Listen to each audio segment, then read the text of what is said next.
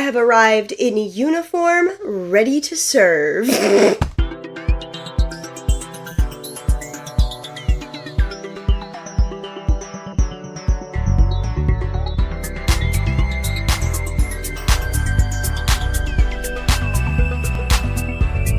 Welcome back to the Max Reality. If you've seen my face before, then you know the drill, but if you're new here, I love talking all things reality TV, and today we are talking about a relatively new show that is Vanderpump Villa. Vanderpump Villa had its very first season air this year in April, and I actually saw advertisements for it while I was watching this most recent season of The Bachelor, and I was like, that looks like something I would really like.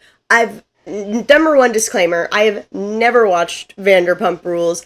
I only adjacently know Lisa from some of the Real Housewives of Beverly Hills I've watched. I've watched a select grouping of seasons from that show, and she's been kind of in some of them. Like, I mostly know her from Goodbye, Kyle! Goodbye, Kyle! And that's not even her. So, but the concept from the ads made me intrigued, and so I wanted to watch it when it started airing, and then completely forgot about it until maybe 2 weeks ago, when I went, oh, that would be a good show to watch and do a video on, and here we are. The show follows hospitality queen Lisa Vanderpump as she goes to France to open Château Rosabelle. This is going to be a luxury villa experience where people can stay, have these fabulous dinners, just a whole event at this villa, and she has filled the staff with hot 20 to 30 somethings who also live at the villa, so what could ever go wrong? The show focuses on each new set of guests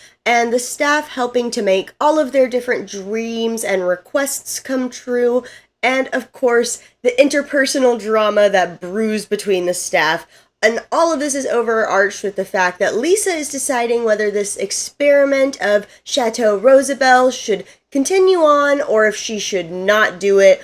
Also meaning, should she keep the staff she has now, hire them on to continue this experience, or shut it down, as Gordon would say. If you're a fan of Below Deck, I would very much compare these two shows. Instead of being on a boat, they are trapped in this chateau, and instead of, like, getting to go out on the town after each of the guests leave, they kind of just hang out at the villa. They are freed every now and then, but they are at that villa, like, 24/7. But same concept of, like, living with your coworkers and dealing with guests who have wealth and extravagance. Similar ideas. Now it is time to give a rundown of the staff.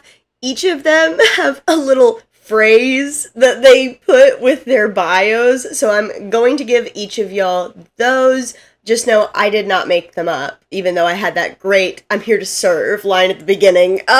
Sorry. First up is the one, the only Lisa Vanderpump. She is the owner of Château Rosabelle, and she owns the dream. Next up, we have Eric. He is our chateau manager, and he manages the chaos. Then we have Gabriella. She is one of our events coordinators, and she gets the party started. There's also a second events coordinator, and that is Steven, who spices up the soirees. In the kitchen, we have our head chef, Anthony, who turns up the heat. By his side, we have our sous chef, Caroline, who stirs the pot. We have two mixologists behind the bar. First up, Telly, who shakes up trouble. And beside her in the trenches, our other mixologist is Andre, who pours on the charm. Then leading up our service staff, we have Marciano, who delivers the drama. And making up his serving team are Priscilla, who dishes the dirt, and Hannah, who serves the seduction. And last but not least, we have two housekeepers. First up, Grace, who airs the dirty laundry, and her cohort, Emily, who housekeeping it real. Yeah, they really couldn't come up with anything else. My poor girl, they put the house in, like, parentheses in one of the things I read. Not in the poster, but housekeeping it real. We couldn't think of anything else. Anything. It's fine. It's fine. Okay, so in case you missed it, I just feel like I have to say, if you didn't notice, all the girls are in the fun little dresses for the most part. So if you've seen me before and you've been watching this video, like, why do they look like that? This is why I wanted to be on theme. I love a theme. I even did like my smaller earrings. I wanted to fit right in Château Rosabelle. I'm ready, Lisa. I'm ready for you to call upon me. No, I'm not. I'm not strong enough. I couldn't do it. Anyway, before we get into the episodes, I have to tell y'all, number one, I started this show and I had a feeling that this might end up being a show that I binged in a sped up speed, like I did with MILF Manor. I always watch the first episode of these shows, and sometimes even the second, depending on how it goes, in normal speed to see if it's not worth watching in that. And I watched this entire show in normal speed, and I took 12 pages of notes. How did I do that? I have no idea. And it's so funny because as the episodes go on, my notes start to get longer because I was more invested. I'm going to try my best to kind of tamper some of that down because some of them are just probably not super necessary. So God only knows how long this is going to be, so enjoy the ride.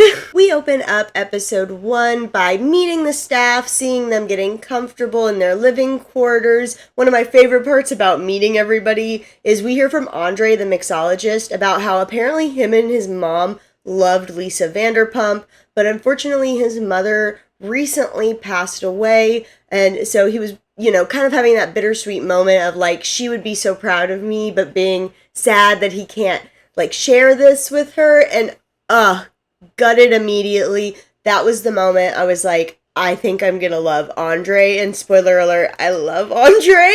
Then it is time for our first of many staff meetings, where we get to hear about the guests, and for our first round of guests, we have a secret proposal. This guy is bringing his girlfriend currently and some of their friends, and as the cover-up, they're celebrating their 4-year anniversary, but at their final dinner, which they call the marquee event, it's usually the last thing they're doing, he wants to surprise her with a beautiful proposal, and Lisa stresses over and over and over again. She's like, do not think the word proposal anywhere near this couple, just forget the word proposal even exists. I never want to hear the word proposal until after it has happened. Okay, team. So, what is the couple here for? What are they here to celebrate? A secret 4th anniversary. No surprise. No surprise. And truly, so funny. She just got through saying it. She is testing y'all. I don't know who it was. I think it's Marciano who says, secret proposal. Even saying the word secret out loud. My guy. Just, so funny. I knew I was in for a ride after that. But the guests aren't checking in right away. They aren't checking in until tomorrow. So the staff has all night to hang out, bond, all of that good stuff before the next day. We have Lisa cooking. I don't know if she actually does. I put air quotes. She said she cooked it for them. Who's to say? She cooks the staff a nice dinner, tells them to enjoy themselves, but not too much because they have work tomorrow. And Marciano, our lead server, immediately starts huffing and being like, yeah, right, yeah. Now remember, tomorrow our guests are coming. So don't go crazy tonight. Yeah, right. Because you need to be bright-eyed and bushy-tailed tomorrow. No air. Okay. And I made a lot of quick judgments that I stood by during this first episode, because right when he did that, I went, nope, I don't like this guy. And I still don't after watching the whole show. I was like, this is not the kind of person for me. That is a kind of vibe I don't work well with, and I am not usually friends with. No form would that work for me. Because if I was at the table and he was acting like that, well, if I was at the table, if I was just another server, I'd be sitting there like this. But if I was Lisa, I would have absolutely lost my mind. She did a very good job handling it. I think she handled it the correct way, stern but firm. I would have lost my absolute marbles at him. Lisa seems like one of those people that even though she is a boss and all that, you can develop a friendly relationship with her where you could make maybe a joke like that. And I think Marciano does know Lisa to some extent. I think they did work together in some capacity. I might be wrong on that. But no matter what, it clearly was not enough to make a joke like that.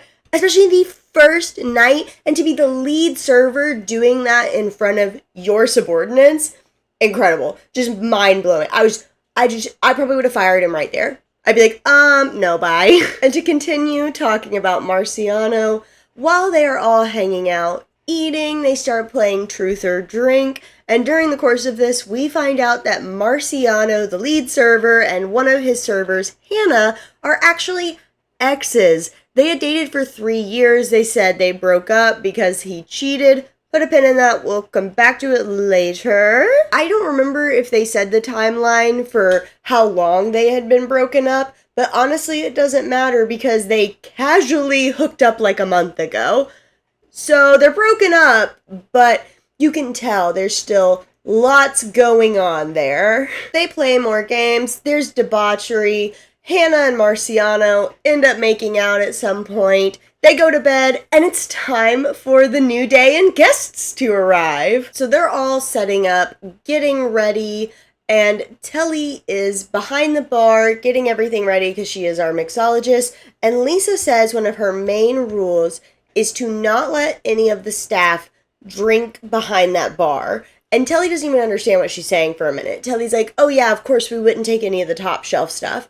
And Lisa's like, no, I physically, this is a bar for guests. Y'all have y'all's quarters. This is for guests. Do not drink behind the bar. And that quickly goes out the window. I know Lisa does not want us to drink. But I don't plan on getting wasted, but I definitely plan on living this experience to the fullest. And it's just so incredible to me. It's like it's the first day. I feel like that's a pretty easy thing we could have held on to, at least until we did it before the first guests even came, which is like almost like, yes, get that over with before the guests come, but no. And the best part about all of it is a little later on, Telly starts to try to gaslight Lisa about it after Lisa already knows that they broke the rules. Either a producer told her or what, there are cameras everywhere. It's very much in the show Lisa knows all. It's unlike Below Deck in that sense because the captains don't really stay privy to the drama or any of that sort of things as much as Lisa does. But it's very much as if she likes to be I know all. And she's I have cameras everywhere. Somebody will tell me something. And Telly's trying to be no, that didn't happen. But it gets addressed. We move on. Like Below Deck, when the guests come, we have a nice little fanfare of champagne ready. Everybody lined up, ready to say hello. And we get to start the season off strong with this moment. Truly incredible. The best part about it is, it's more than likely just that the wind knocked it over, but Marciano in his little interview moment is I don't know if I'm drunk or if I'm hungover from last night or drunk from today and last night, or it's the wind. And I mean, honestly, really, really is probably a combination of all things because Telly is also standing right there and did not drop all of her glasses. So something was happening there, but just so, all of it. Perfect way to begin. For me, not for them. Terrible for them, great for TV and for all of us. They get it all cleaned up though. Our first guests arrive, we get them all settled, and then we find out Lisa will be gone for the night. She's like, I have lots of other businesses, I can't be here all the time, I'm gonna leave them alone for the night. And I'm like, the first night? The very first night? That's very trusting. I wouldn't do that. I especially wouldn't do that because I know what's gonna happen. It's time for the guests' first evening with their first elaborate dinner. And on this show, I'm not gonna talk a lot about the food, but that is only because it was always perfect all the time. That is the other thing that's unlike Below Deck, but to the credit of the people on Vanderpump Villa, number one, there's 2 of them. It's always 8 guests, and I'm sure there's some preferences the guests have, but the chef very much, and he says this, I'm not just making this up, he talks about how he has very free reign, and then that's been very nice and all that. So it does seem like they probably have an easier job, also because they're not on a boat, but literally every single meal, I was just sitting there like, this, how, every time, 10-10, no misses. So you won't hear a lot about food, but that is not a bad thing. It's just because they were so good that it's just like not even worth talking about.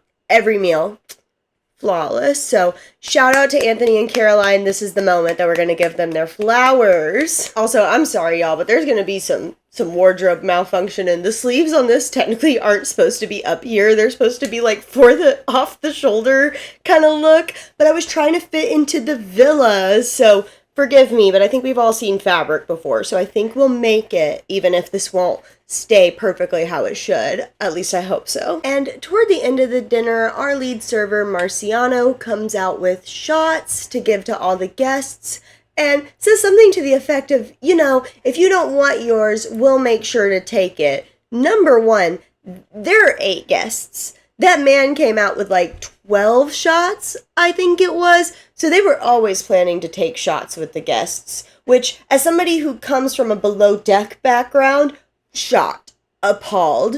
Drinking with the guests, horrific. I was shocked. I did not understand the vibes of Vanderpump, and honestly, I don't blame myself for that. I blame the show. But anyway, we'll get more into that. And Marciano takes multiple shots in front of the guests, and it's not just him out there. Eric, our chateau manager, is out there while all of this is happening, and I, for one, am just very confused, especially because Lisa had talked about not drinking behind the bar. I'm just sitting there just confused, and I feel like we didn't get a lot of rules laid down. When you watch shows, for example, like Below Deck, they make that very clear in the beginning. There's like a staff meeting usually in the beginning, and something like that is said, you know? And so I'm just sitting there like, what are the rules? What is happening? And I didn't write the catalyst for this next event, but I personally am gonna pull a T-Pain and blame it on the alcohol. The servers and the bar staff start getting into a fight, specifically more Marciano and Telly get into a fight, and then Hannah backs up Marciano and continues the fight, so it's Marciano and Hannah against Telly, to the point where actually Telly physically pushes Marciano, and that's the cliffhanger we're left on episode 1. We then open episode 2, continuing on with the altercation that is happening, and y'all, it is so embarrassing watching this fight, because they're fighting in the bar area, which is inside the villa, but still very close to where the guests are, to the point where the guests can hear like there's some commotion and realize people are fighting. So embarrassing, so cringy. It gets to the point that the manager actually has to call Lisa to be like, hey, so all this happened, and Lisa, obviously, decides to call an emergency staff meeting the next morning when she gets back. And I wish I could just put the whole clip in here, but it's far too long. YouTube would immediately take this entire video down.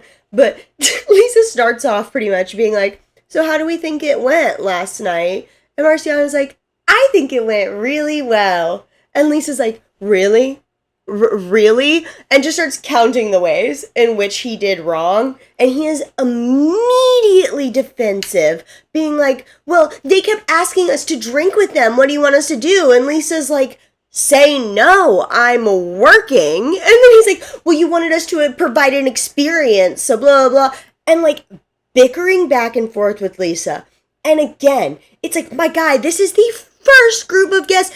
Again, Lisa, again, she even points out, if they were back home, she would just send him home. But the fact that they're in France does make it a little bit more difficult. But like she said, if it was easy just to kick him out, he would be gone. To talk back at her like that, bold.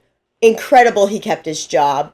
It just made my blood boil watching it. Just wanted to scream. I hate dudes like that who are just so defensive to be like, well, especially when they are so wrong. And at one point she even says, just own up to the mistakes. He's like, I own up that I drank too much, but, and it's like, no, there's no but after that.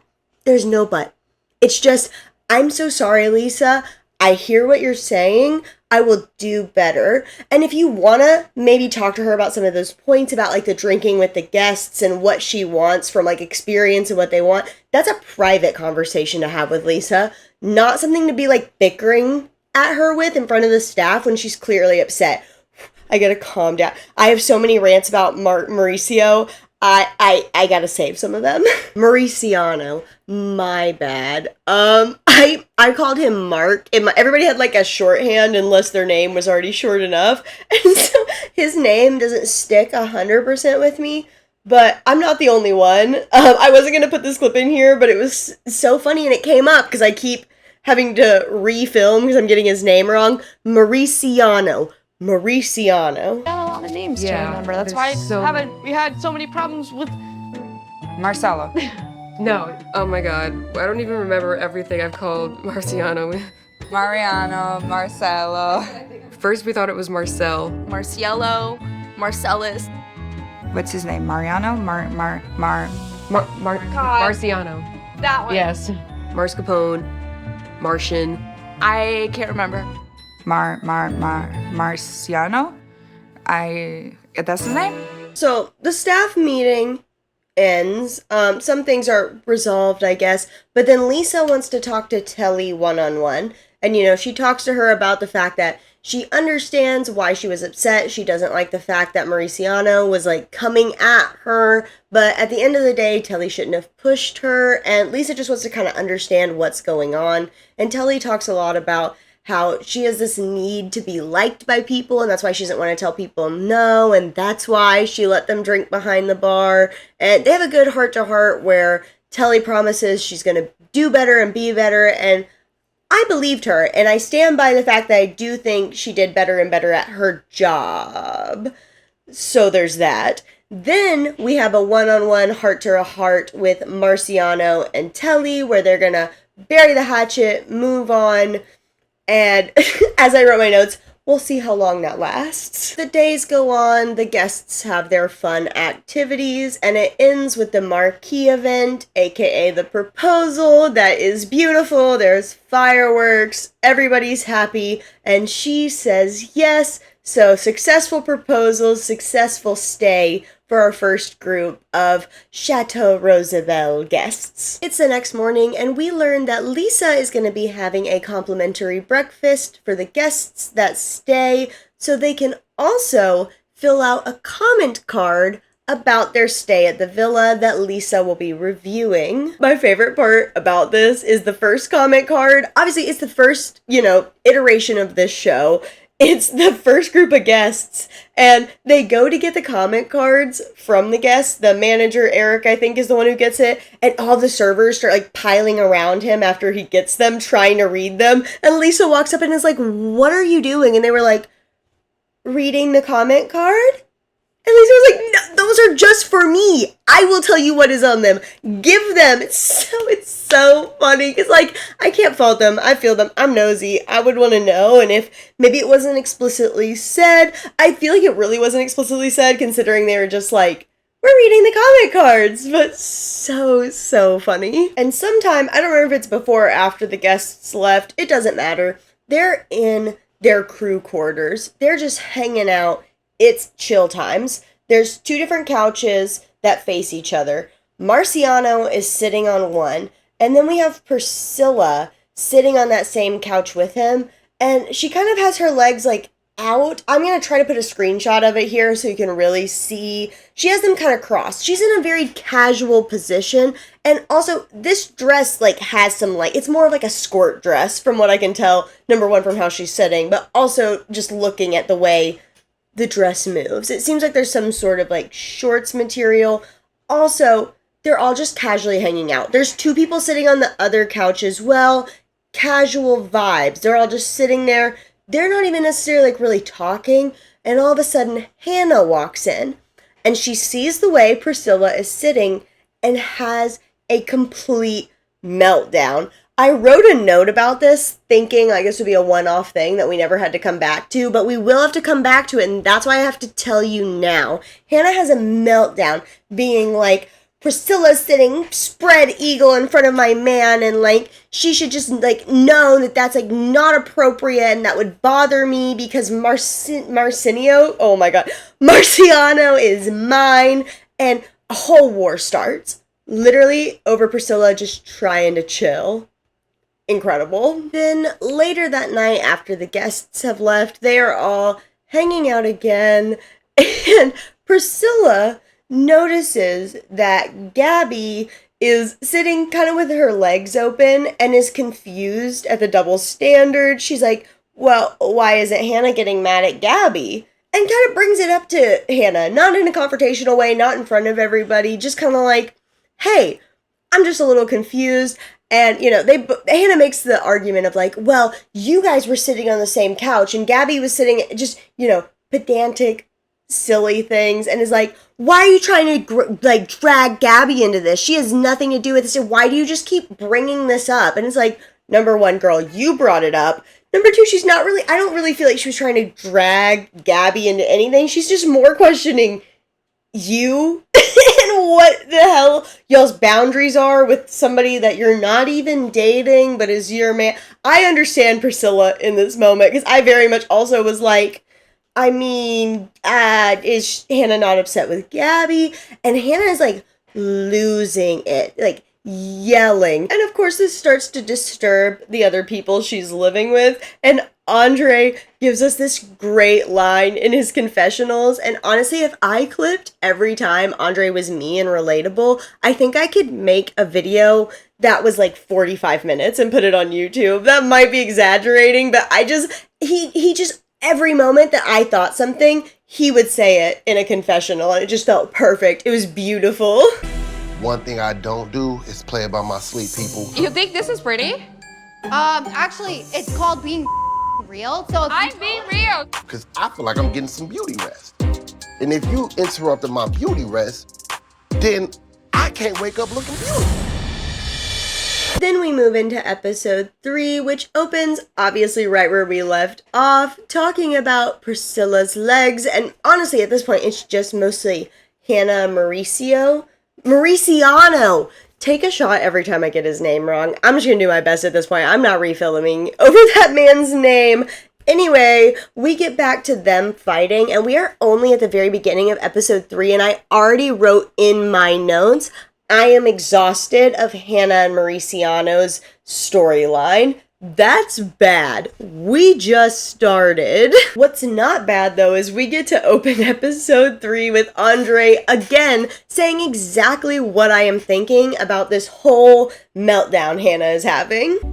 Hannah, wait a minute. You cannot be that insecure. no, stop. I want to be off. Well, lo and behold, she is that insecure. Then it's time for a staff meeting to go over our next group of guests. And when we pop into the meeting, we have Chef Anthony talking about something, not quite sure what, with the staff. And as he's like mid-sentence, Eric, our chateau manager, decides to cut him off, acting like he has something really important to say, but ending up just saying words. Just gobbledygook. It's like if you went into AI and was like, tough manager talk speech. This is exactly what you would get. Like, he's just being unnecessarily firm over nothing. He's like, you know, everybody has a way to do things, but I have a certain way I expect things. And the observational period is over. It is not fun and games. You're gonna see, like, the tough side of me. And as he's going through this, like, tough guy speech, Lisa walks in and is like, Am I interrupting something? And Eric's like, no, I got this. And, like, keeps going. And Lisa kind of has to be like, shoo, like, this is my time. Like, we'll get to whatever's up with you later, but it is my time to talk. So weird. Super weird. And again, I've been saying this, but this was the moment I was like, oh no, this is not my kind of guy. Like, what is happening? Finally, it is time for Lisa to talk about our second group of guests. Harlan is our main guest, and she is celebrating her butterfly rebirth ball, as she's calling it, to celebrate her facial feminization surgery that she has gotten as part of her journey in being a trans woman. And then it's time for Confrontation City, First up, we have Caroline, the sous chef, confronting Eric, the house manager, about cutting off Anthony, the head chef, to just say nothing. And during this interaction, Mauricio is in the staff kitchen area where Caroline has accidentally left a croissant in the oven, and he makes this huge deal about it over something that just didn't need to be a big deal, but just makes all the fighting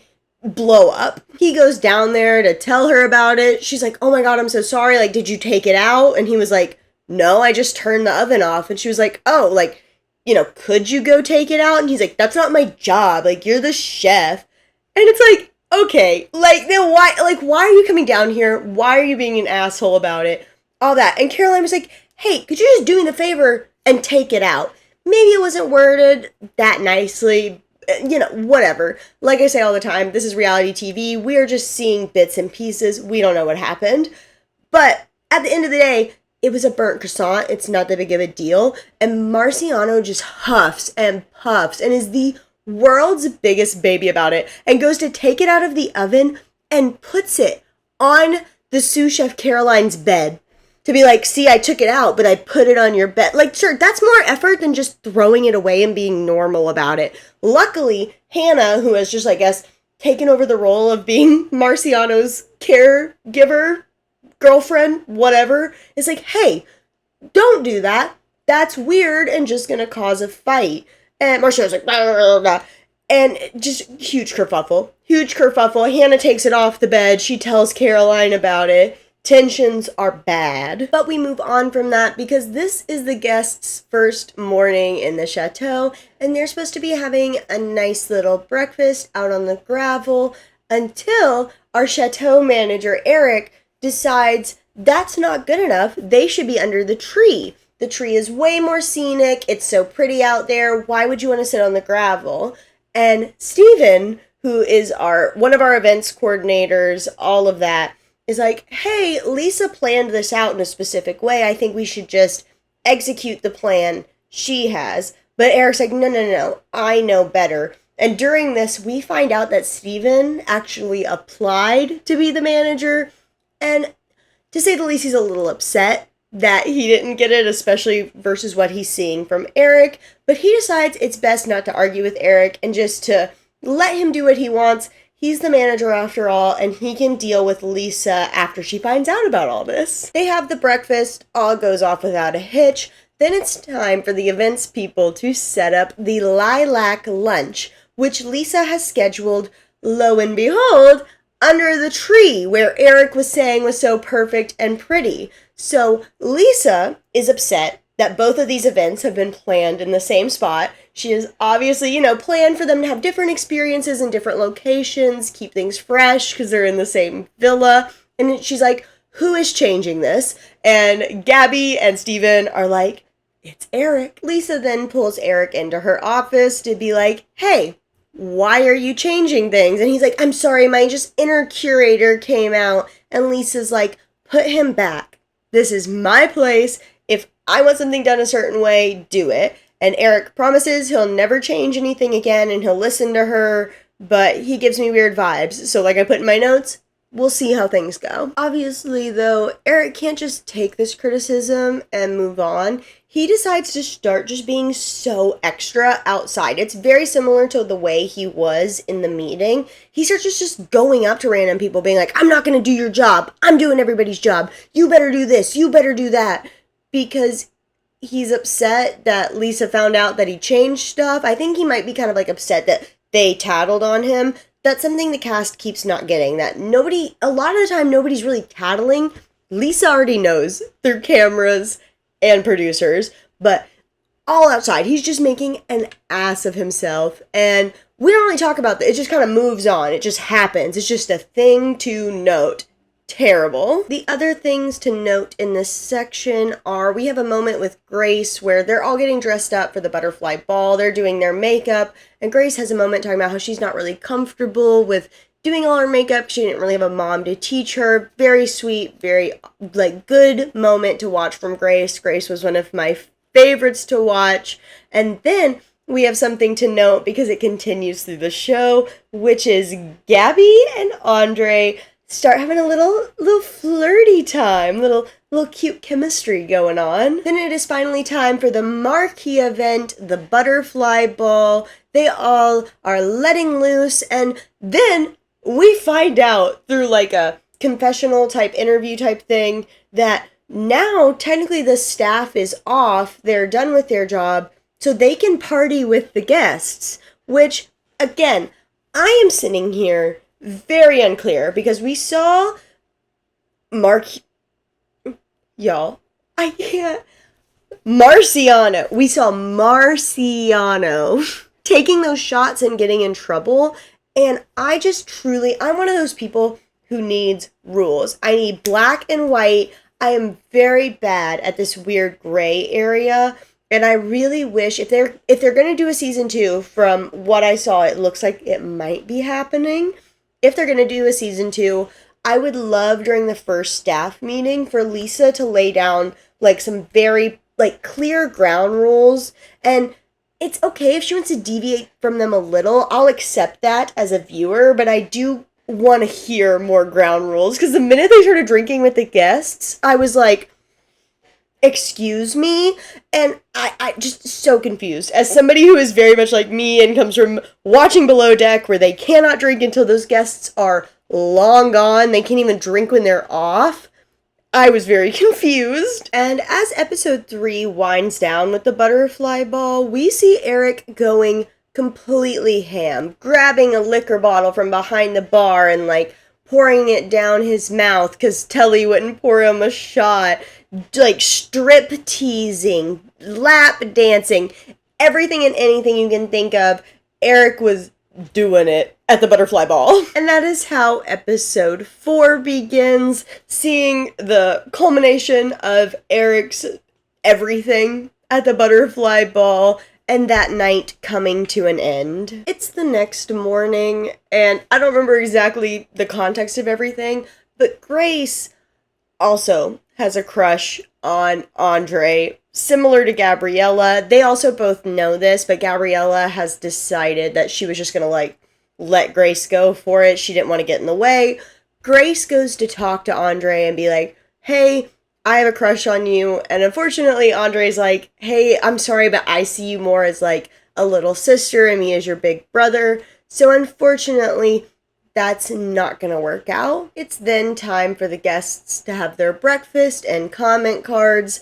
They leave, and then Priscilla and Eric get called to Lisa's office as the two people who were noted as being the best during the guests' stay, which was so upsetting to me because, again, especially not really understanding how Lisa felt about all this because it's only episode 2, I was like, Eric needs to get laid into for his behavior, but instead, because the guests liked him, Lisa's like, great, do what you were already doing. That was great, keep doing it, do more of it. And as a viewer, I was so frustrated watching that, and as an Eric hater, I was so frustrated by that.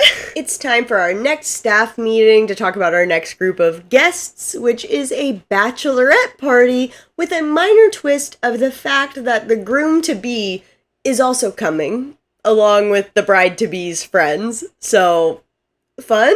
And obviously, after the staff meeting and after Eric getting called to her office as one of, like, the best people, Telly is upset because she feels like she got in trouble for doing way less than Eric did. And I am on Telly's side about this. I am very confused about the disconnect here, but we don't really get much of a resolution to this, so sorry, I'm just noting it. And with our third group, we finally get some inner guest fighting.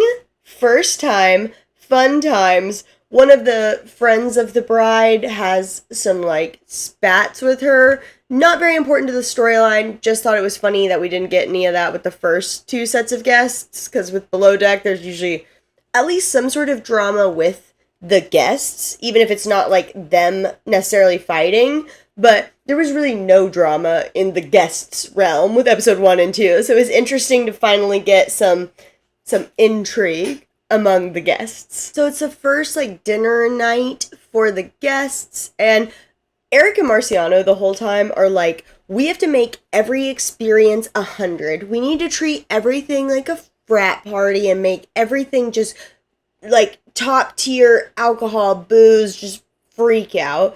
And Eric brings out a bottle and starts drinking with the guests again and being wild. And Anthony, our head chef, sees this and is kind of annoyed because he's created a very like elaborate, elegant dinner for all of them.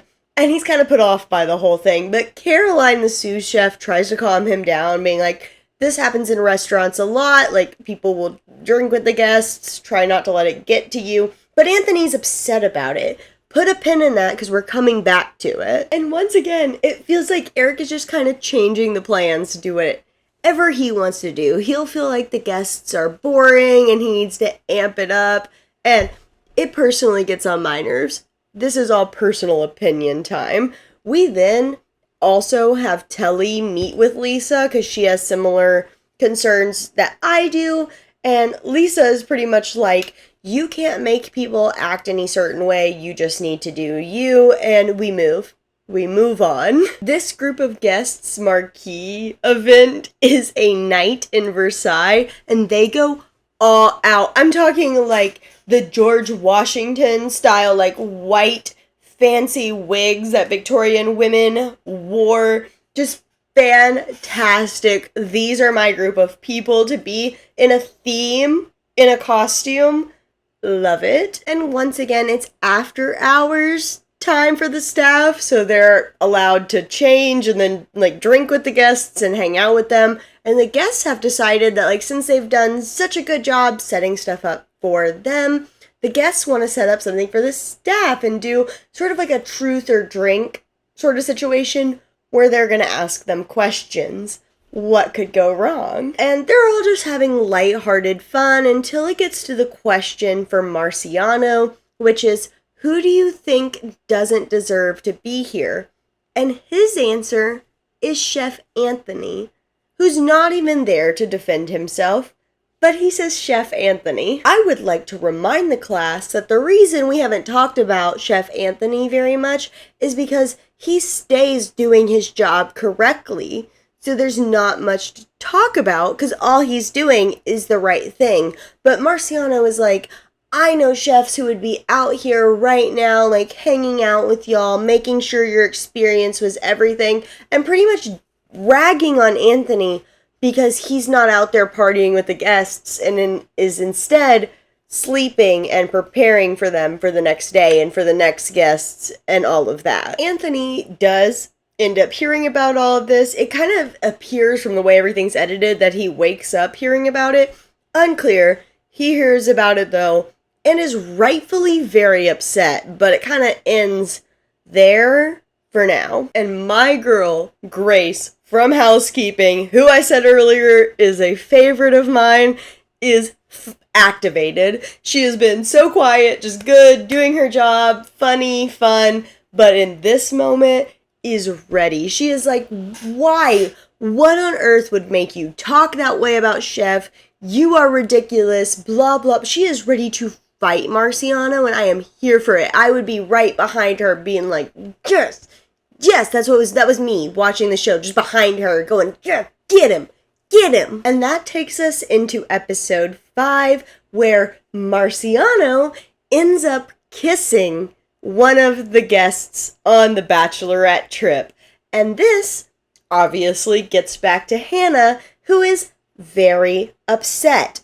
Again, I do want to point out they are not necessarily together. Very unclear what they are aside from exes, but she is upset and the women are on her side. And I'm also on the women's side. They're like, hey, girl, like, listen, he is not good enough for you.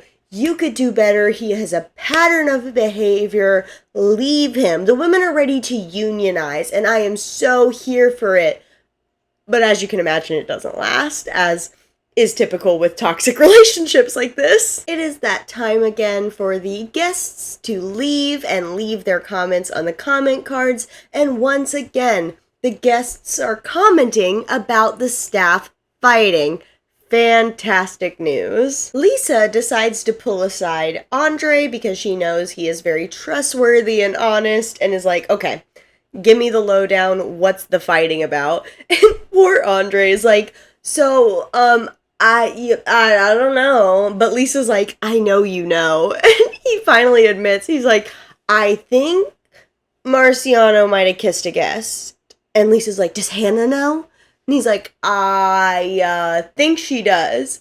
And that's all Lisa needs to hear. Then it's time for the next staff meeting to go over the next group of guests. And during this staff meeting, Lisa makes Marciano apologize to everyone for his behavior during the last group of guests. So he gets up, he gives an apology. Hannah's not buying it, as she shouldn't. But we move on to talking about the guests. This time, the ladies are in for a treat because finally we have a group of 5 single men and then 1 woman. Is it 5? We have a group of single men and 1 woman. The main guest was in an accident a while back, and this is the group of people that helped support him and get him back to where he is today. So he is wanting to bring them all here to celebrate that journey. But Marciano having to apologize to the group was not the end of things. Lisa pulls him aside to talk one-on-one, and she decides that his punishment should be that he has to go to back of house and not interact with the guests during this group of their stay, and she puts him in the kitchen doing dishes for this entire stay, which fantastic. Loved it. Number 1, it's great because he does need a break from interacting with the guests, in my personal opinion. And then number 2, it's great because he is in the kitchen and gets to see how much work they actually do,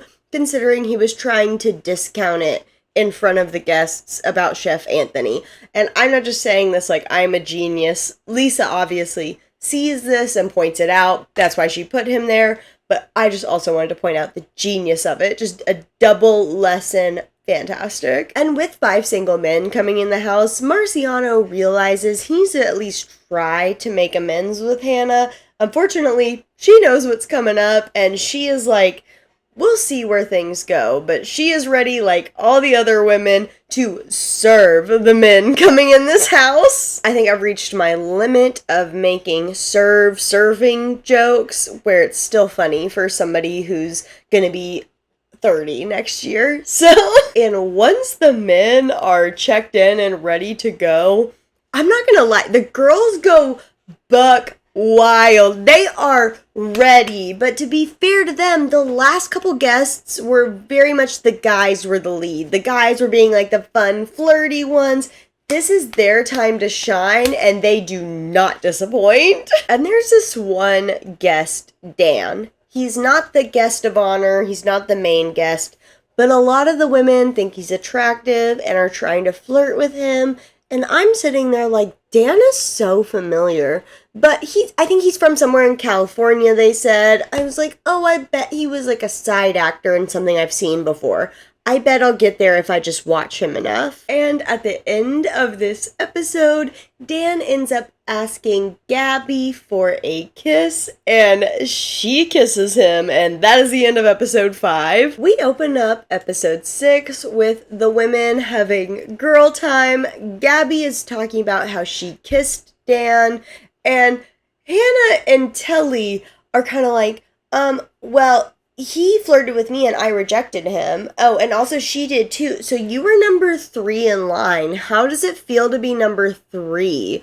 And honestly, it's like, okay, number 1, again, like I've always said, this reality TV, we don't know everything that happened. But, like, you know, it's kind of like going to a bar and flirting with people. Like, sometimes things don't work out. Who knows for sure if you were the one who ended things? It's all very weird. It's weird to also want to try to bring Gabby down when she's excited about this kiss. It's frivolous. It's fun. Why try to bring her down? And this is when I started to get more and more suspicious of the pairing of Hannah and Telly, and for good reason. And then it devolves into Hannah and Telly just like mean girl gossiping behind Gabriella's back. The first thing they're mad about is that Gabby had feelings for DeAndre after Grace did. Again, we're not there. It's very unclear the timeline of things. But at this point in the show, Grace has made no issue with the fact that Gabby and Andre have been flirting any. So when we're watching this, it's just like, Hannah and Telly, why are you upset? That doesn't involve you at all. And then they're also upset about that, plus the fact that she wanted Dan after they didn't want him. So very weird, very mean girl energy going on. This is also where I was like, okay, I've seen Dan too many times.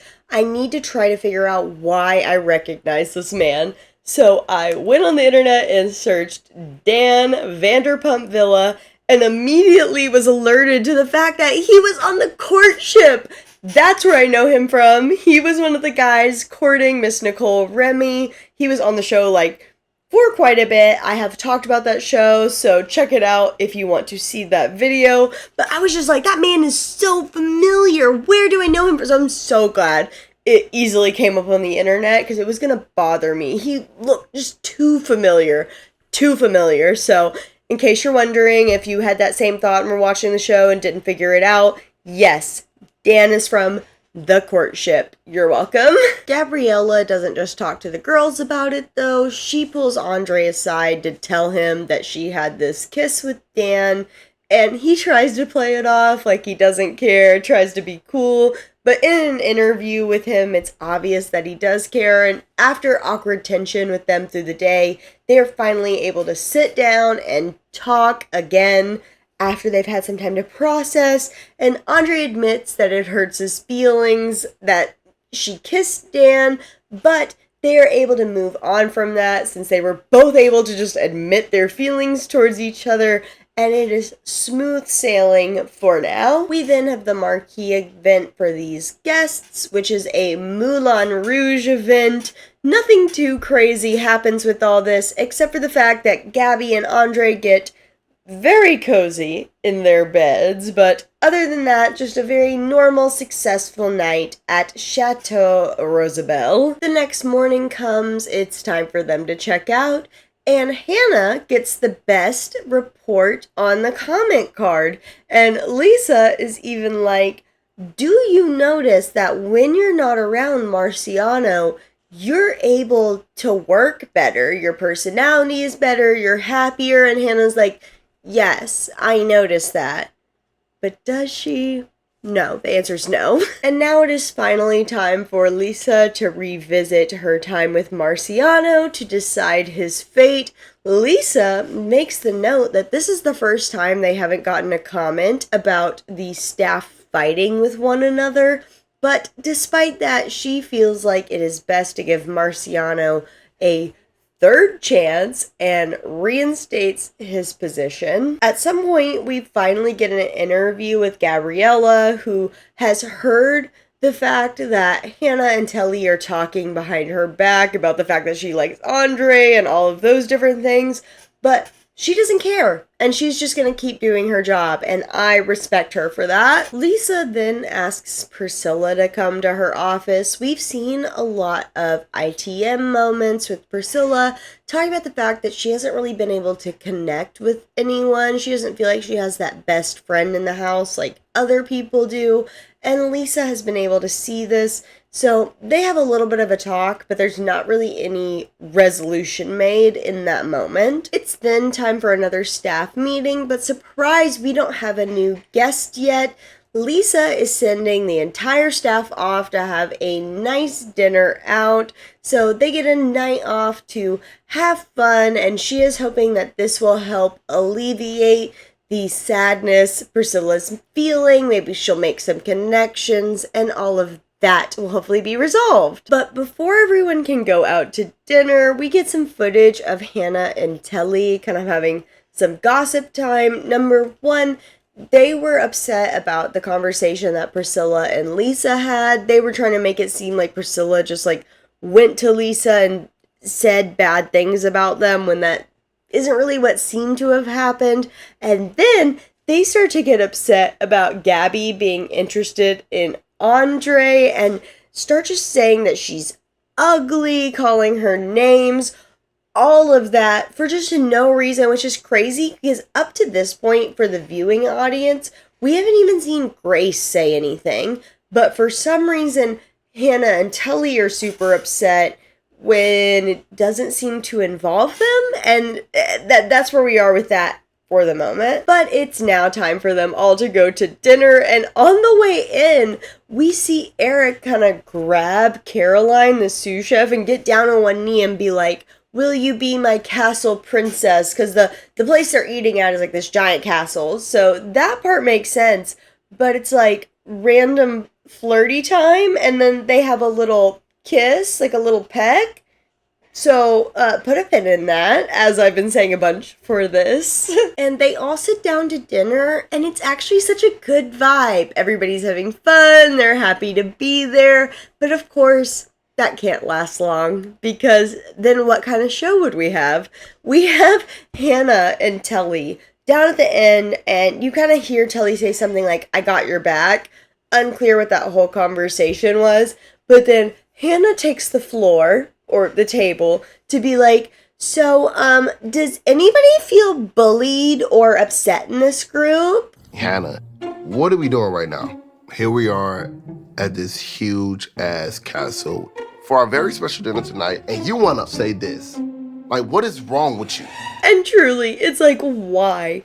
What, like, such a weird thing to just say with a group of people who are just trying to have a good time. But anyway, Gabby decides to chime in because she has had issues with them, because unbeknownst really to Hannah and Tully, for some reason, they have caused issues with more than one person. So this question isn't as poignant as they think it is. But anyway, Gabby chimes in being like, hey, yeah, I'm upset with y'all because of the way y'all have been talking about me and Andre.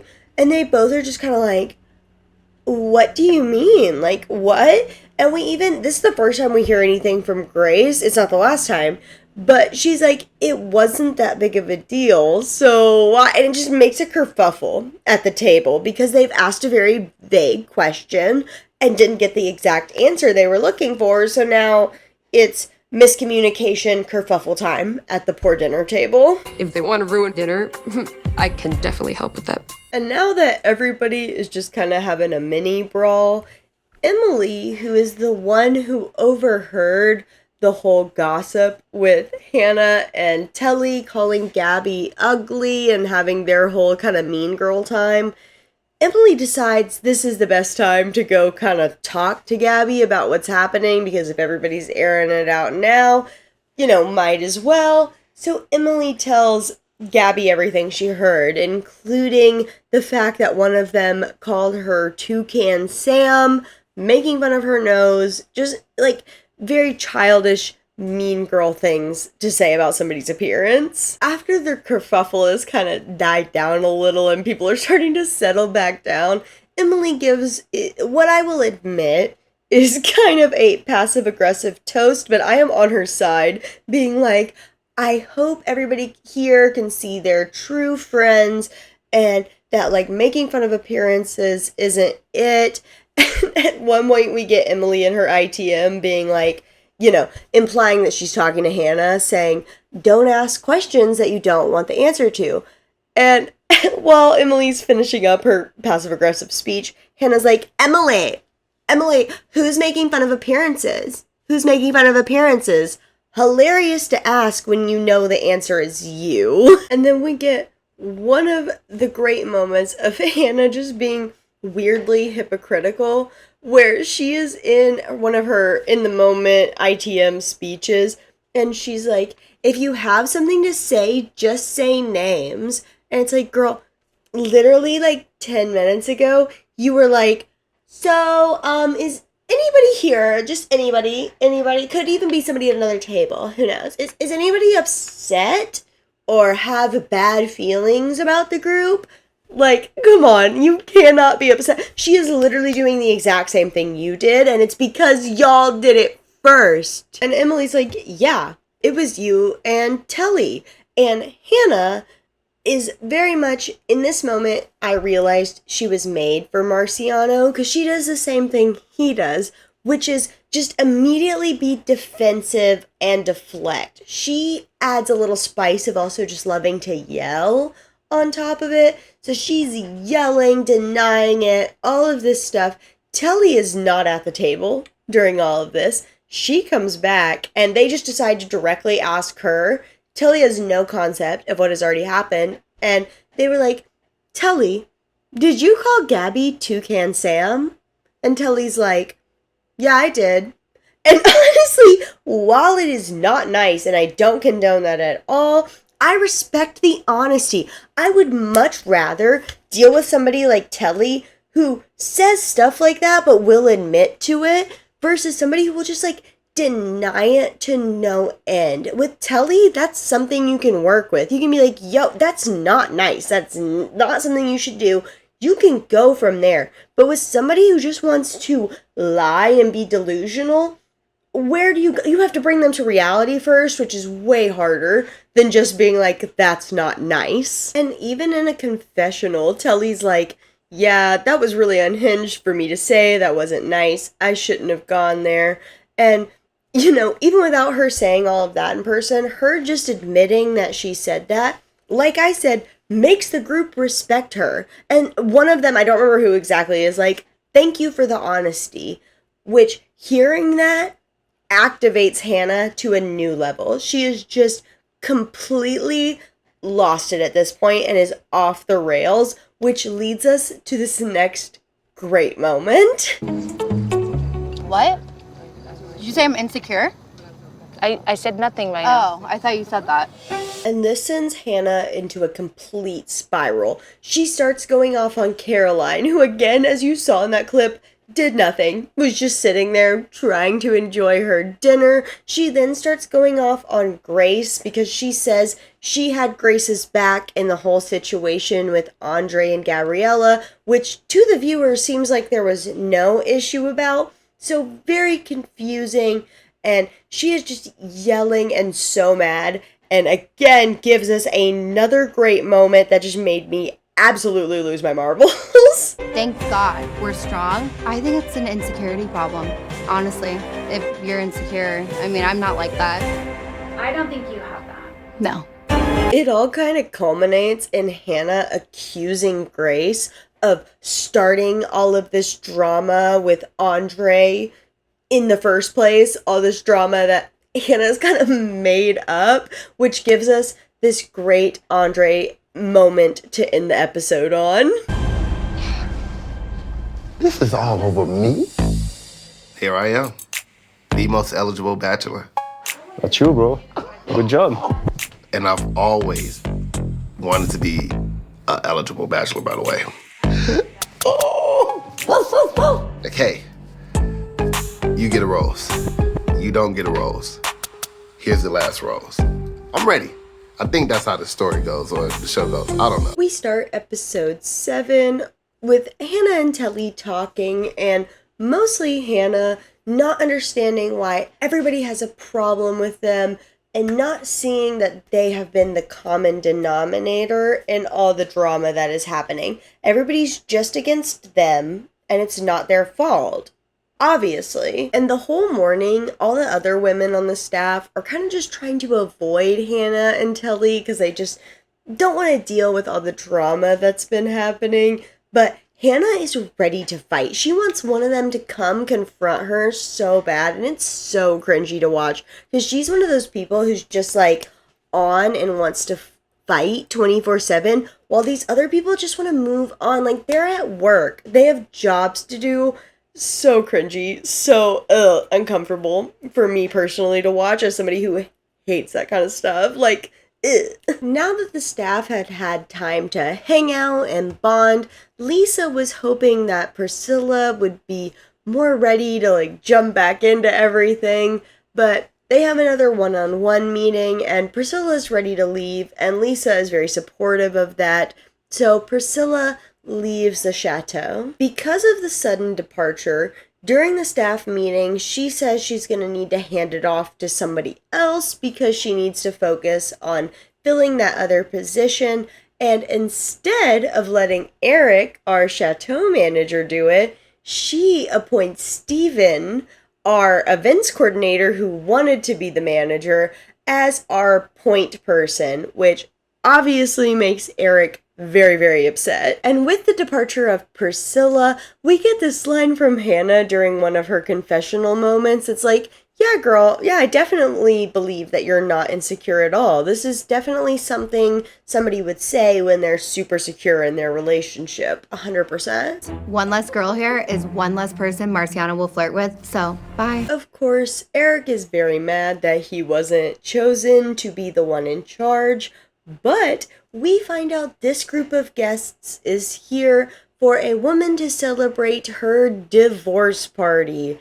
And Eric is recently divorced and very triggered by the idea of divorce in general, as we find out through the duration of this episode. Eric and our sous chef Caroline do have this very nice one-on-one moment, though, where they both talk about the fact that they are divorced and the difficulties with that, and they bond, and that is nice to see, so I will note that. And then, before the guests come, we have this great moment where Lisa's somewhere in the kitchen and she ends up getting the tea about Andre and Gabby's relationship, which I just love. I love seeing her in the mix of everything that's going on.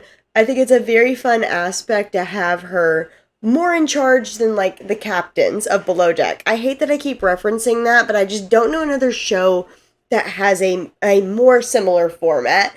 If there's one, please let me know, because I'd love to watch it. So then we have the one-on-one time between Lisa Vanderpump and our main guest.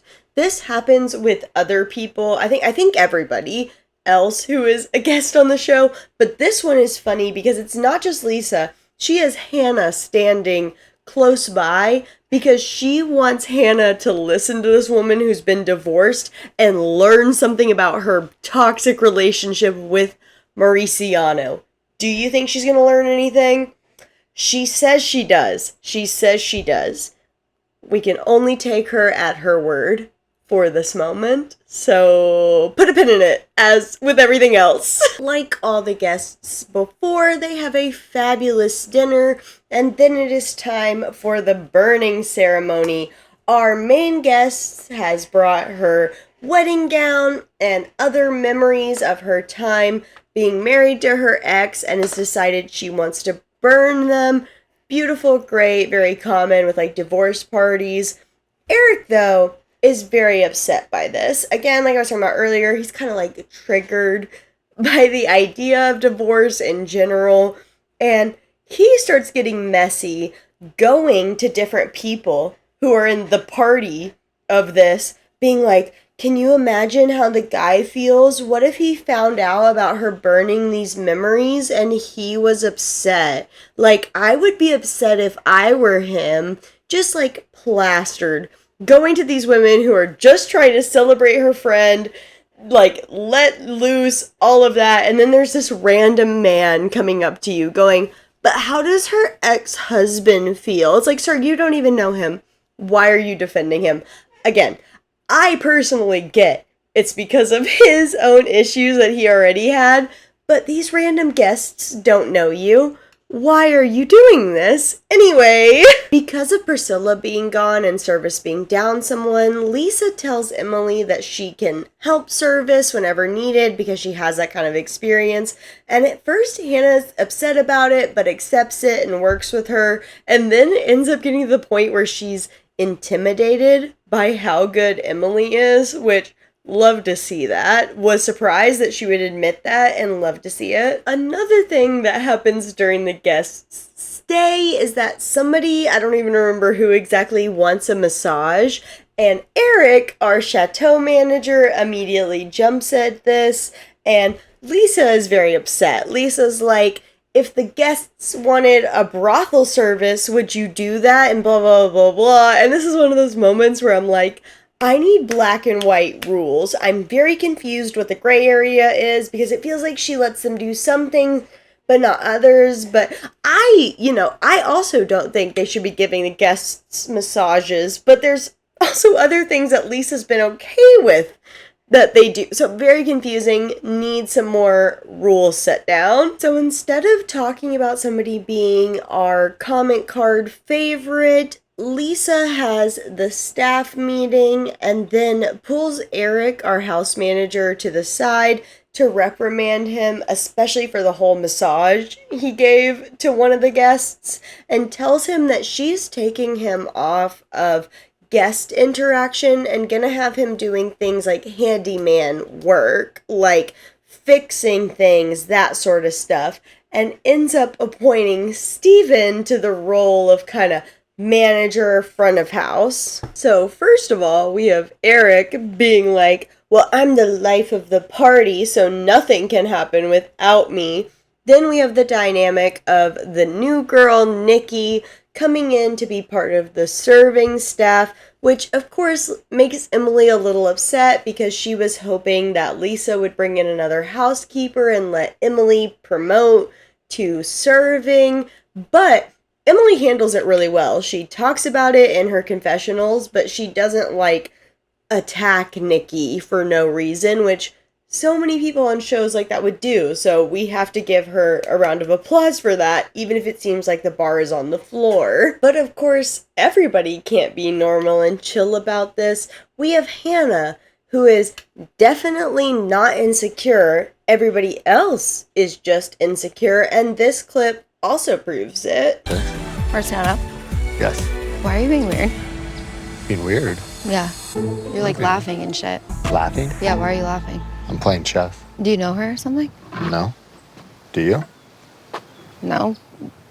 Do you think she's pretty or something? Nope. And something I feel like I need to say is that I completely understand that part of the reason Hannah is most likely acting this way is because of the way she has been treated by Marciano in the past. I recognize that she's not probably doing this completely out of the blue, like it seems from just watching this. I comprehend that this is probably from past behavior. But also, while I can see and understand that as someone, especially who like takes the time to really think about this sort of stuff, I can also confidently say that it's annoying to watch as a viewer. The editors, it's their fault that they layered all this on so thick. That's why it's annoying to watch. So editors, maybe think a little more, because terrible, so annoying. We've gotten so much of them, and all of it is just such like young love toxic relationship. There's only so much you can watch of that as somebody in the age demographic that I feel like y'all are still shooting for, where it's like you're not annoyed watching it. At least in my opinion. That's my opinion. That's me. And with all of the very juvenile drama going on, Marciano's thought is, oh, I got this. I am just gonna make the argument that Emily should have been our server and we shouldn't have hired this new girl, Nikki. And maybe if I act like that, Hannah won't think I think Nikki's attractive, even though objectively I do think Nikki's attractive. I don't want Hannah to think that.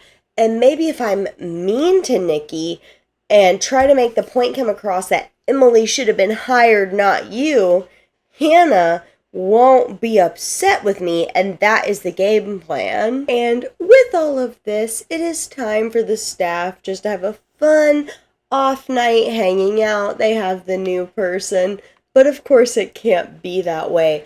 Immediately, Marciano decides to be aggressive, pretty much, towards Nikki to try to prove to Hannah that he's not into her.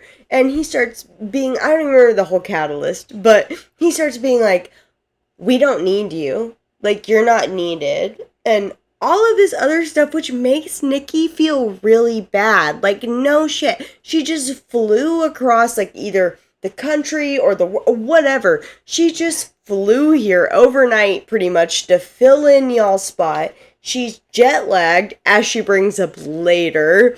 Like, The girl's been here less than 24 hours. Why are we already bullying her? And again, his idea is like, oh, I don't want to upset Hannah.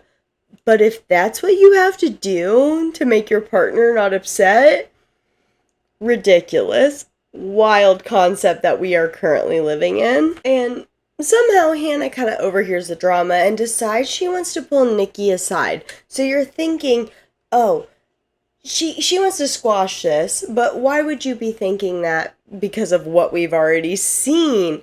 Hannah ends up just continuing to bicker with Nikki, pretty much telling Nikki that she just needs to get over the fact that Marciano was mean to her, and Nikki starts crying, and Nikki blames a lot of this on jet lag later, but personally, I don't need jet lag to blame. That is so aggressive for being in that house less than 24 hours. That girl had done nothing to deserve the level in which Hannah blew up at her. Again, I have my whole disclaimer. I put it at the beginning. I just say it over and over again. We only see bits and pieces, but I just can't see a world in which somebody has been somewhere less than 24 hours and deserves that level of vitriol pushed at them. I'm just saying. Nikki walks in and Hannah, first thing she smells is blood. She's starting early, guys. And all of this devolves into Hannah and Marciano fighting. And Hannah finally gets to the point where she threatens to leave. And at this point in watching this show, I was like, please do. Please. I was doing anything in my mental power to go back in time and make Marciano or Hannah or both leave this show. Because I was just, like I said at the beginning, exhausted.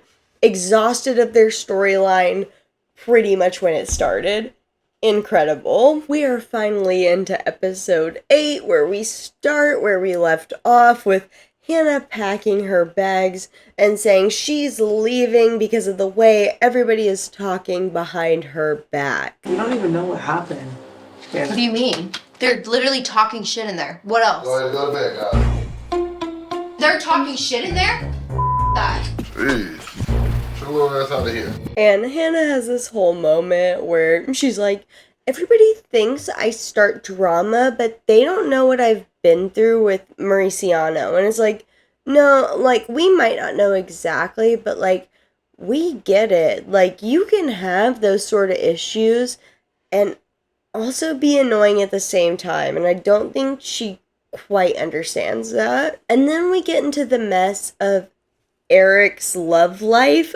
I don't know what else to call it. We have a moment where we think Eric, the house manager, and Caroline, the sous chef, maybe have a thing, but then Eric wakes up Emily, one of the housekeepers, to go watch the sunrise together, and it seems like they have a thing. So he's kind of straddling two girls at this moment. Then Lisa decides to have a one-on-one with our new girl, Nikki, who is flat out like, oh, they didn't really accept me, things were bad, and Hannah started packing her bags and saying she was leaving. So that was my first night. So obviously Lisa decides it's time for a talk with Hannah. What time are you leaving? What? As always, Hannah loves to pretend like she doesn't know what's going on, but in her confessional is like, oh, Nikki must have said something and is really mad about it and tries to play it off, but obviously Lisa knows she's lying and tries to confront her about it, but Hannah is like, I gave her a lot of chances. And of course, with a show like this, we get the great flashbacks of all the times that Hannah had not given this poor girl who had been there less than 24 hours of chance. And Lisa was like, did you?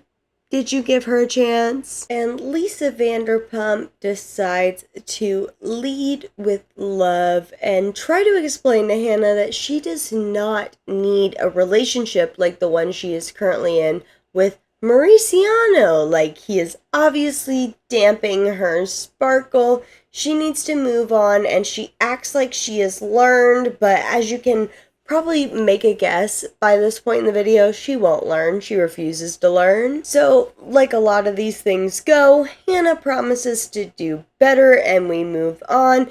It is time for the staff meeting to talk about what guest is coming in next, and Lisa is also wanting to make some changes in the staff. It starts with Lisa telling everybody else that Eric is not going to be interacting with the guests, and Steven is going to be taking over that role. Honestly, thank God. Our guest for this time is celebrating their 30th birthday by having a funeral to their 20s. If you're on the internet, I'm sure you've seen a party like this going around on TikTok or something like that. Of course, Eric is not happy with his role, still not being able to really, interact with the guests, and he starts overcompensating his handyman work. He takes his shirt off and is chopping wood and doing whatever to get attention, and it is so extra and so cringy to watch. I was just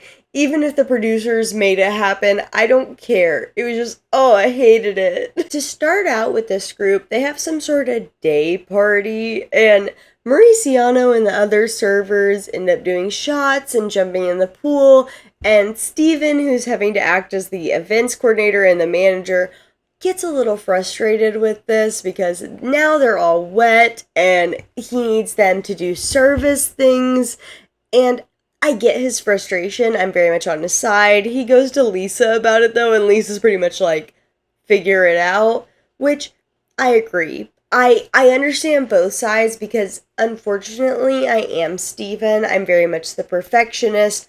I want things to happen exactly the way they should and need to happen. And I'm also not good at just being this is what needs to happen, you have to do it. So very unfortunate for him, but he does a lot better than I would do. So we got to give him credit for that. And then it is nighttime, marquee party dinner event time, where they apparently, the staff, get to party with the guests. So we see that happen. All is fun, good time, but we do have the underlying effect of Hannah still being kind of annoyed with Nikki and not seeing how all of that is gonna work out in the end. It's the next day, and Eric is trying to pretend he's not upset about Steven taking the lead on everything, but obviously he is upset. And then we focus on him because he is the center of a love square? Not a square. Three women all pointed at him. Not quite a triangle. I don't know what shape to call that. If you know, let me know in the comments. At this point, we have Eric, who has flirted some with our sous chef, Caroline, and also with one of the housekeepers, Emily. And now we have our new girl, Nikki, and Eric is flirting with her as well. And Caroline and Emily see this and get upset. But what I think is funny is they don't get upset with each other, and it's not made clear whether or not they know they're both interested in him or what's going on. But very funny as a viewer to see them both being how dare she? And being well, don't both of you... Whatever, it's cool. Then it's time for the afternoon activity with the guests. They do rose pong, aka beer pong, but with rosé instead of beer. And once again, the serving group is drinking and partying with the guests, which once again makes Steven upset, which again, I'm on his side, but also from Lisa's very gray rules, it seems like it's fine that they're doing that. So very confusing, and I just could not work under those conditions. But, whatever. It's just not my speed. We then move into a moment of Hannah and Nikki deciding they're going to squash their beef and work together. We'll see how that goes. And then we get into the night portion where Mauriciano decides that he hasn't seen anything from Emily and she needs to prove her worth. And he's going to make her run service. After, again, The girl has not run one whole, like, guest day interact. She's barely been there. What? Incredible. So annoying to watch. So annoying for him to be like, I haven't seen anything from her, blah, blah, blah. Ugh, I hate it. Hated every moment. But before dinner can even happen, Steven sees that the bar accidentally made some drinks too early. He wanted them to make them later in the night and bring them to the table, whatever. The point is, the drinks were made too early. He was upset because the plan was thrown off and has, like, a full-on panic attack. Lisa then has to step in to kind of help Steven calm down and delivers this line that's just fantastic. Bless her. You're supposed to fail sometimes, and failure, when that happens, you learn from it and you grow from it. You know, we all make mistakes, you know? Look how many Hannah's made. We then have our guest of honors funeral to her 20s. It is very millennial core, as you can imagine, because that's the age of people who are currently turning 30, you know, saying goodbye to things like the tight dresses, the staying out all night, blah blah, very millennial core. I don't know how better to describe it than that. And then later, we have Mauriciano finally asking Emily how she thinks she did leading service after he gives her that weird little test, and she's like, I think I did great. And he's just sitting there like, and she's like, yeah, I know I did great, actually. So it's like, truly, like, fuck this man being like, I'm gonna give you a little test and I want you to feel bad. It's like, what? Truly, at this point in the show, I was just at the point where I was just in the bully Mauriciano fan club. This isn't an invitation to bully him in real life, but you can in your head all you want, because that's what I was doing. Just in my noggin, being like, boo! Old man shakes his fist at the sky. That's me. We once again get to the point in our programming where the staff gets to party with the guests, and we have our new girl Nikki do a body shot. I don't really know if you can call it that. It was a shot. He had the shot in his mouth, so she got it out of his mouth, which I feel like is a body shot, but also a kiss. Don't know how to describe it, but that's what happened with them. And Caroline, our sous chef, is mad about the way that Nikki is fraternizing with the guests. Now, earlier I was telling you about how Chef Anthony was upset about either Mauricio or Eric, one of them, going out and kind of drinking and doing all that with the guests, and Caroline was like, calm down. I told you to pin that moment for right now, because Anthony also ends up just being like, hey, like, calm down, and she is so upset, and it's like, girl, yeah, you can't go back on that. You were just saying that it's totally chill, it's totally fine, but we find out just from watching that really she's not upset about Nikki doing this shot with the guests. She's upset with the fact that she feels like Nikki was flirting with Eric earlier in the day, which is obvious and plain to see, but, you know, not for Caroline, not for the person who is upset about that sort of thing. This is all about Eric. Caroline is definitely jealous of Nikki. It is then time for episode 9, where we open up with all of the group just fighting, and then our king, Chef Anthony, gives words of wisdom from the balcony. I just want to say good night, everybody, okay? All of the staff worries that this fighting will end up on the comment card, but they get away, lucky for them, without the guests commenting on that. The guests leave, and they said they had a great time, which, very good and fabulous for them. Lisa pulls aside Steven to talk about his time taking over Eric's role, and she tells him that he needs to get out of his own head. She has a therapy time with him. There's a lot of therapy time with Lisa throughout this show, and informs him that, in fact, he was the main highlight that the guests commented on. So he just needs to keep doing what he's doing and killing the game. But of course, there's still other drama going on. Caroline is really mad about Eric, and she kind of talks to him about it, but in my personal opinion, there's not real resolution that happens.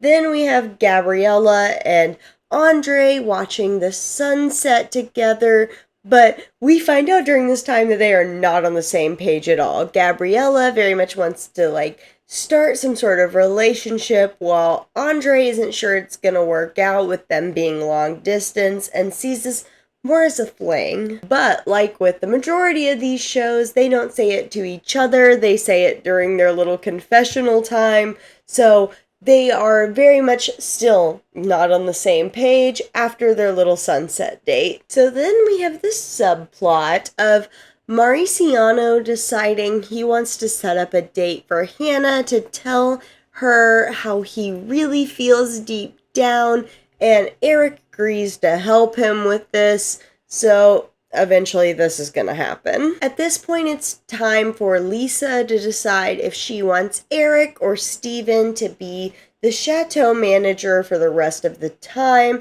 and ultimately she ends up letting Eric keep his job as chateau manager. She acknowledges that Eric is very weird, but at the same time he brings a lot of fun, while Steven is very structured and gets things done, but might be too stuffy for the vibe she's going for. If I was Lisa, I would pick Steven, but that's just the kind of person I am.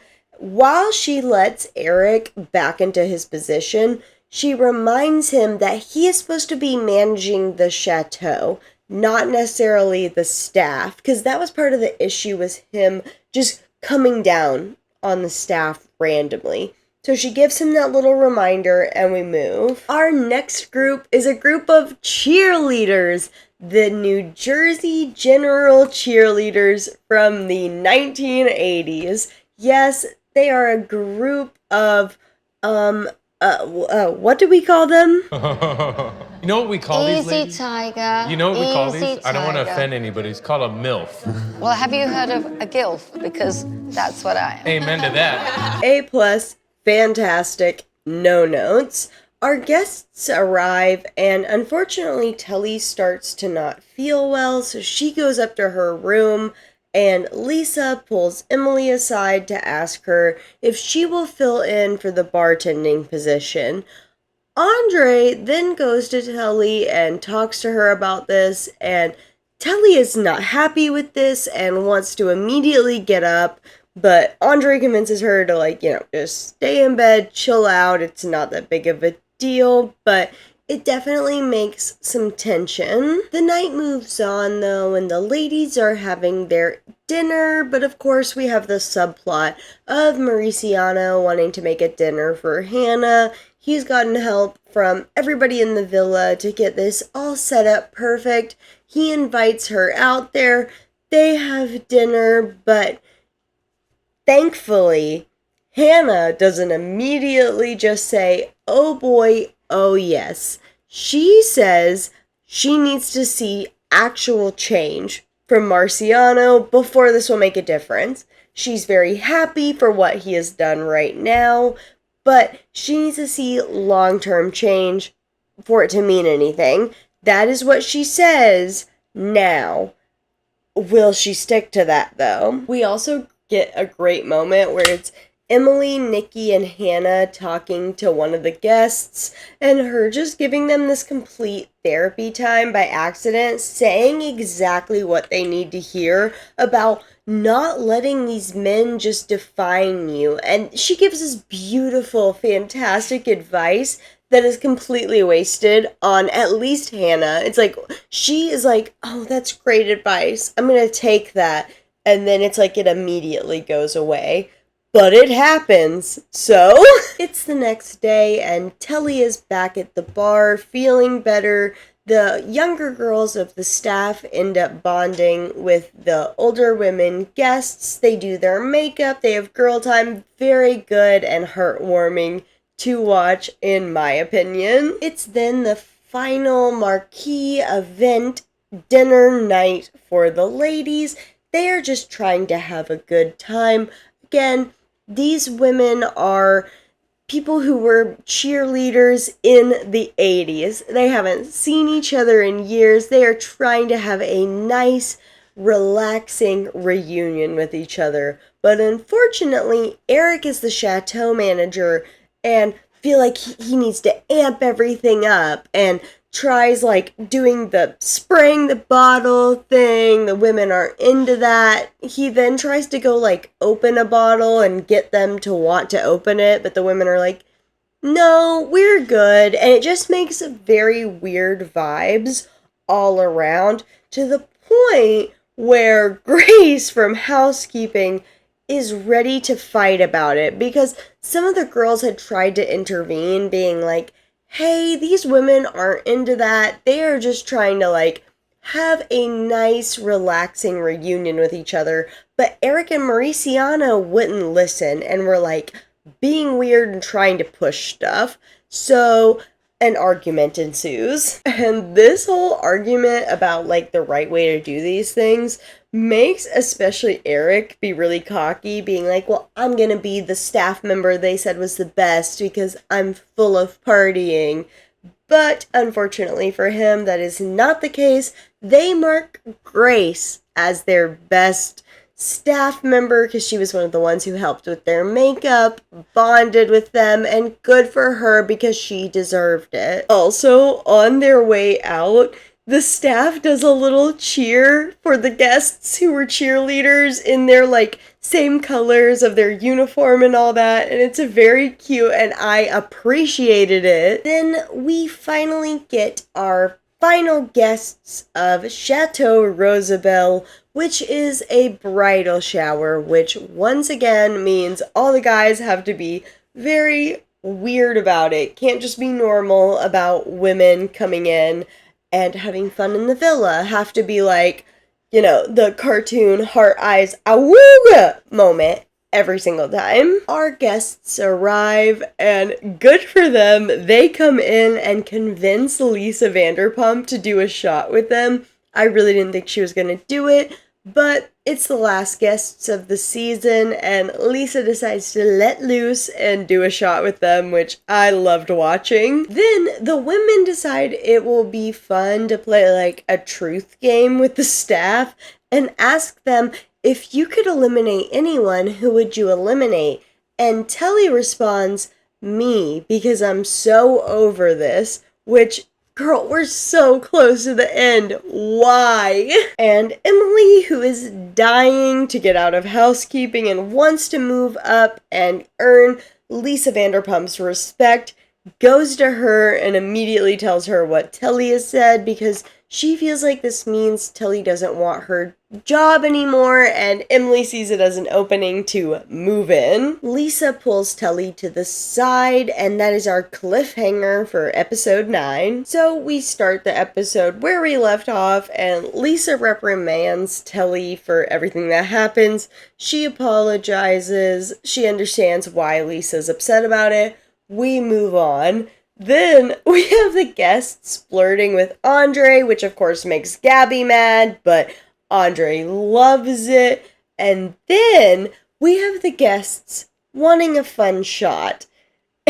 And Eric, our house manager, decides it would be best to continue to stir the drama and knows there's a shot that Emily, our housekeeper, has made that guests really like. So instead of bringing this up to anybody, proposes this idea to the guests. Is like, there's this really great shot, like, you really, really want it, get it. And they do want it because of the way he's presented it. So he goes back and he gets Emily and he's like, you need to make this shot, the guests want it. Emily also is like, huh? And at the end of the day, it just causes a lot of drama because Eric sends Emily behind the bar to make the shot. Both Telly and Andre are kind of put off because they've been planning drinks since they're mixologists. They plan for like the dinners. They plan all that stuff out. So to just have Eric grab Emily, who I'm sure is great at bartending, just come to make this shot, very rude. Rude to not ask. just makes a lot of tension with everybody. Great managerial skills. It's the next day, and Telly decides to grab Lisa to pull her aside to once again apologize for everything that's happened, which, good for her. Glad we did that. Again, we move on though. It is then time for our marquee event, the final dinner for our bridal shower. So during all of this, Telly decides to pull Emily aside to explain why she's upset. Emily doesn't really get it. She's like, this is a cutthroat business. Like, if you see a job opportunity, you go for it. And they don't really resolve. They're upset with each other. Then it is once again time to party with the guests. It is after hours for the staff. And during this after hours time, we kick it off hot and strong with Eric deciding to kiss Emily, one of his many girls in front of his other girls. Good, great time to do all of this. House chateau manager. We then have a moment where the guests are partying with the staff, and Andre and Nikki are talking, and Andre has player vibes. I love Andre. I have, said how much I love him. He does give a little bit of player vibes.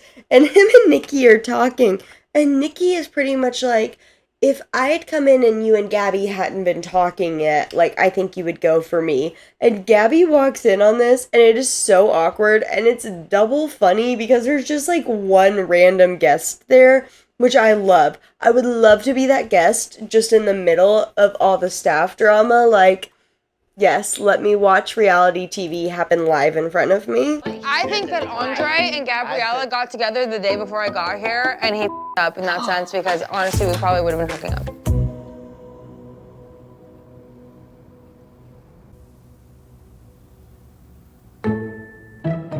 The guests leave, and now that is their last guest and the season is over, Lisa decides it is time to reward the staff by sending them on a boat to celebrate, but warns them that when they get back, they do have one final surprise, very important guest. They go on the boat and surprisingly just have a fun, good time. I was ready for every single amount of drama to just unfold on the boat, but it's good times all around. Gabriella and Andre do have a weird little tension going on, but even Hannah and Nikki stuff is squashed. Hannah's like, I like Nikki, she's fun, we have similar vibes, so just good vibes all around on the boat. They all have fun going to bed in the different guests' rooms, and they wake up and it is their final day in the house, which means it is time for serious talks between different people. First up, we have Gabby and Andre. She brings up that she wants to do the long distance, and Andre says he's open to it, so it leads you to believe they're going to try to have a relationship, which is what I wanted, but not really how I expected him to respond after he had previously in another episode talked about how he didn't see long distance really being realistic and working out, and also the different things he said about Nikki and being into her. I wasn't really expecting that response, but we'll get back to it. Then we have Marciano and Hannah. He really wants to be a couple again, and Hannah is like, can you promise to be loyal to me? And he says yes. So she decides to give him another chance, and they are back together officially. It is time for Lisa's final dinner for the staff to thank them. She has them all sit down, and they have little plates that have covers over them. She asks them to lift the top up, and all of them have an $8,000 bonus for how great they did during the season. There's lots of tears, there's lots of thankfulness. Beautiful way to end a season. And the show wraps up like many of these shows do, where each of them have their little interview moment saying everything they learned and how grateful they are. And at this point, the show's ending, and I'm like, so are we gonna find out who keeps their job and who doesn't? And we don't. Episode 10 ends, and we're just sitting there like, well, that felt good, but what's happening next? We then get into episode 11, our reunion episode, which, thank God, a lot of shows below deck aren't giving us the reunions we deserve. Or, if you do give us a reunion, Love is Blind, it's like a year and a half later. This was taped 6 months after filming. I think that is an appropriate amount of time to come back and visit the people. The reunion is hosted by Lisa Vanderpump, who is ready to talk to everybody because she has now seen everything that necessarily she didn't see at the time. And our other host is Karamo from Queer Eye. Fantastic, 10 out of 10. No notes, let's move on. The first thing I'm going to say is Lisa starts us out with being in an interview being like, consider this my final comment card. So I'm sitting here, the way I am and the way I watch shows, being like, oh boy, we get to find out who's eligible to do this again and who's not.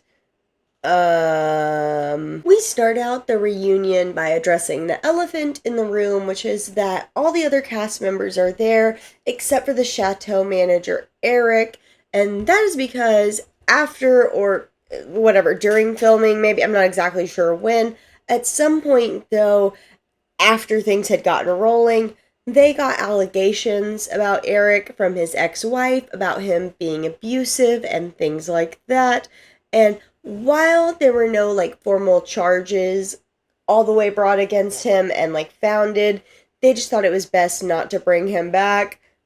That's almost exactly what they said. So take with that what you will. I'll link some articles below about the things that were alleged. I don't know. I'm just reading things off the internet, and that is where we are. He is not at the reunion. I'm looking through my notes on the reunion, and honestly, I realized I wrote too many because mostly I'm talking about how Hannah and Marciano are meant to be together. The way their personalities are just so toxic. I'm just at the point where I'm like, yeah, you two deserve each other. That's just the way it would be. Every moment of this whole time, Hannah is just being so defensive, jumping in, talking over people, and I don't even want to talk about every minute of it. I'm just going to say it was painful to watch, and I get why you'd want to watch it if you watched the rest of the show, but I just wish they would have made Hannah be a little more quiet, because her just being argumentative, again, for lack of a better word, is pretty much the entire episode. Just her being defensive and yelling over people, which is annoying. Her and Marciano, it's not just her. It's them as like a little team. Terrible. So, as you can probably assume from everything I just said, Hannah and Marciano are kinda still together. They're seeing things out, working things out, whatever. Gray area still for them. Not surprising. Moving on with things we learned during the reunion. Unfortunately, Gabriella and Andre didn't work out. They said they tried to make things work, but ultimately it just kind of fizzled out. But they both talked about that they ended on good terms and are still friends, which personally makes me happy. And honestly, like I said, the majority of it is just Hannah fighting with different people, and I honestly don't want to even take the breath to talk about all of the different fights that happen. We then also learned during the reunion that while everybody got a bonus, somebody got a little something extra. Lisa made every single staff member say who they thought went above and beyond, and after everybody voted, Anthony, the head chef, had the most votes, and he got an extra bonus, which was well-deserved, and I wasn't surprised. Ultimately, at the end of the day, most of the people who had beef worked it out after the show, which is the case with a lot of these different things. You know, after you're not under the pressure of like filming 24/7 and you have adequate sleep and water, it's much easier to be like, oh, I was just being a little much. So a lot of these people have mended and become friends after, and that is the main point of the reunion. And also Lisa saying that she would be open to anybody there reapplying for their jobs, which we hear Hannah under her breath be like, that's bullshit. So I guess that means she's open to having any of them back for a season 2. But at the end of the day, we'll have to see. Because we didn't get any firm, like, you got your job. Which is how I felt the show was gonna end. But apparently not. And that is all of the episodes of Vanderpump Villa Season 1. When I started this, I definitely didn't think I would get this far into it, but I really like it. And from what I can see, it seems like we're getting a Season 2, and I really hope so. Watching Lisa Vanderpump in this format of Vanderpump Villa made me actually more excited to watch Food Stars Season 2. If you've seen any other videos of mine, specifically, I guess, the one where I'm talking about shows from last year, I wasn't very keen on Food Stars after their first season. I wasn't really sure I was going to watch it, but from what I've read, it seems like things have changed. We also have another guest. It's not just Gordon. We have Lisa Vanderpump. And again, like I said, after watching this, I'm like, okay, I'm going to give that a real chance. So be on the lookout for that next. If you made it this far in the video, thank you so much. Don't forget to like the video if you liked it. Subscribe to the channel. As always, I want to hear your thoughts, feelings, opinions, any comments you have down below. And until then, I'll see y'all in the next one.